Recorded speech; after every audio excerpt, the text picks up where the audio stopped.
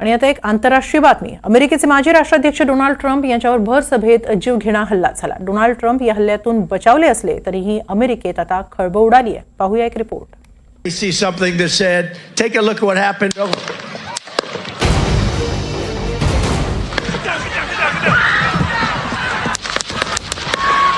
We see something that said, जगात महासत्तेचा डंका वाजवणाऱ्या अमेरिकेच्या माजी राष्ट्राध्यक्षावर हा जीवघेणा हल्ला झालाय. पेनिसिल्व्हेनियातील बटलर या भागात डोनाल्ड ट्रम्प यांची निवडणूक रॅली सुरू होती. ट्रम्प जनतेसमोर भाषण करत होते. इतक्यात गोळ्यांचा आवाज आला. ट्रम्प यांनी कानाला हात लावला. हाताला रक्त लागल्याचं दिसताच ते खाली बसले. ती गोळी ट्रम्प यांचा वेध घेण्यासाठीच झाडली होती.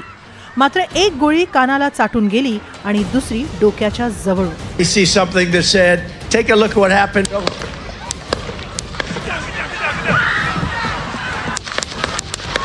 गोळ्यांचा आवाज येताच सुरक्षा रक्षकांनी ट्रम्प यांना घेरलं.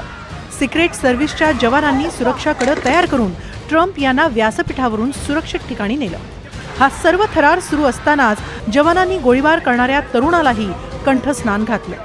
मंचापासून 35 मैल अंतरावरून स्नायपर रायफलने हा गोळीबार करण्यात आला होता. थॉमस मॅथ्यू क्रूक्स या 20 वर्षीय तरुणानं ट्रम्प यांच्यावर हल्ला केला. थॉमसने 2022 मध्ये बेथेल पार्क हायस्कूलमधून पदवी प्राप्त केली.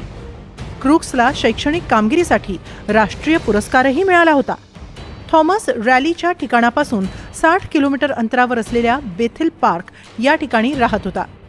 मात्र त्याने ट्रम्प यांच्यावर हल्ला का केला याचा शोध घेण्याचे प्रयत्न सुरू आहेत. डोनाल्ड ट्रम्प या गोळीबारातून बचावले. मात्र सभेला उपस्थित एका व्यक्तीचा मृत्यू झाला तर 2 जण गंभीर जखमी आहेत. या हल्ल्यानंतर डोनाल्ड ट्रम्प यांनी सुरक्षा रक्षकांचे आभार मानले आणि मृत व्यक्तीच्या कुटुंबियांचंही सांत्वन केलं. गोळीबारावर जलद प्रतिसाद दिल्याबद्दल युनायटेड स्टेट्स सिक्रेट सर्व्हिस आणि कायदा अंमलबजावणी यांचे आभार मानतो. आपल्या देशात असं कृत्य घडणं हे अविश्वसनीय आहे. तर राष्ट्राध्यक्ष जो बायडन यांच्यातर्फे एक लेखी निवेदन प्रसिद्ध करण्यात आलंय. डोनाल्ड ट्रम्प सुरक्षित आहेत हे जाणून मला दिलासा मिळालाय. अमेरिकेत अशा प्रकारच्या हिंसाचाराला जागा नाही. आपण देश म्हणून एकसंध राहायला हवं. या घटनेचा निषेध केला पाहिजे. पंतप्रधान मोदींनीही डोनाल्ड ट्रम्प यांच्यावरील हल्ल्याचा ट्विट करून निषेध व्यक्त केलाय. माझे प्रिय मित्र, अमेरिकेचे माजी राष्ट्राध्यक्ष डोनाल्ड ट्रम्प यांच्यावर झालेला हल्ला चिंताजनक आहे. मी या घटनेचा तीव्र निषेध करतो. राजकारण आणि लोकशाहीत हिंसेला स्थान नाही. ते लवकरात लवकर बरे व्हावेत.